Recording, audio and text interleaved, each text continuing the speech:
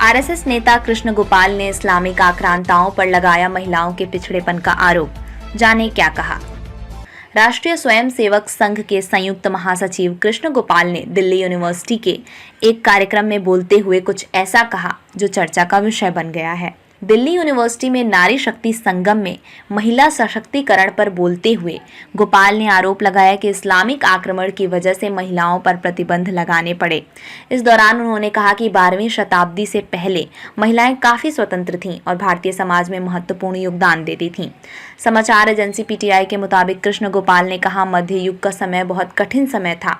पूरा देश गुलामी से जूझ रहा है। मंदिर तोड़े गए, विश्वविद्यालय नष्ट किए गए और महिलाएं खतरे में थीं।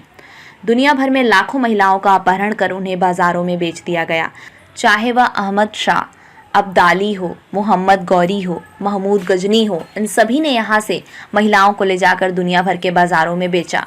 उन्होंने आगे कहा, वह बहुत अपमान का युग था, इसलिए महिलाओं और लड़कियों की सुरक्षा के लिए हमारे समाज ने उन पर कई प्रतिबंध लगा दिए और इसके बाद उन्होंने महिला स्कूलों, गुरुकुलों में जाना बंद कर दिया और अशिक्षित हो गए।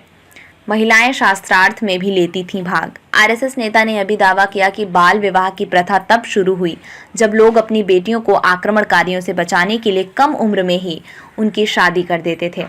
युद्धों में बड़ी संख्या में पुरुषों के मारे जाने के कारण विधवाओं के पुनर्विवाह पर प्रतिबंध लगा दिया गया, जिसके बाद पुरुषों की कमी हो गई। इस्लामी आक्रमण से पहले महिलाएं शास्त्रार्थ विद्वानों की बहस में भाग लेती थीं और यहाँ तक कि वेदों को श्लोक भी देती थीं। उन्होंने कहा, हमारे देश में सती प्रथा नहीं थी, लेकिन जौहर आत्मदाह होने लगे, महिलाएं सती होने लगीं। कृष्ण गोपाल ने कार्यक्रम में आगे कहा कि पिछले कुछ सालों में हालात बदले हैं। आज लड़कियां बोर्ड परीक्षाओं में लड़कों से बेहतर प्रदर्शन कर रही हैं और महिलाएं कई क्षेत्रों में बड़ा योगदान दे रही हैं।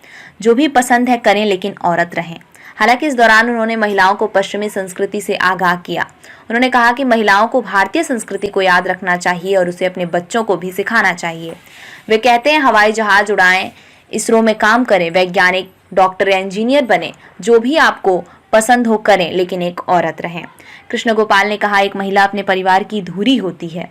इसे याद रखें, एक महिला ही है जो अपने बच्चों में मूल्यों को आत्मसात करती है। परिवार की देखभाल करना और घर में रसोई में काम करना किसी मनचाहे क्षेत्र में काम करने जैसा है। क्या आप जानते हैं कि जब नेहरू जी प्रधानमंत्री थे तो इंदिरा जी, पूर्व प्रधानमंत्री इंदिरा गांधी, अपनी रसोई खुद संभालती थीं। हमारे देश में महिलाएं सम्मानजनक पदों पर हैं। हमें अपना अतीत देखना चाहिए, वर्तमान को देखना चाहिए। जो अच्छा है उसे बनाए रखना चाहिए, जो सही नहीं है उसे सुधारना चाहिए।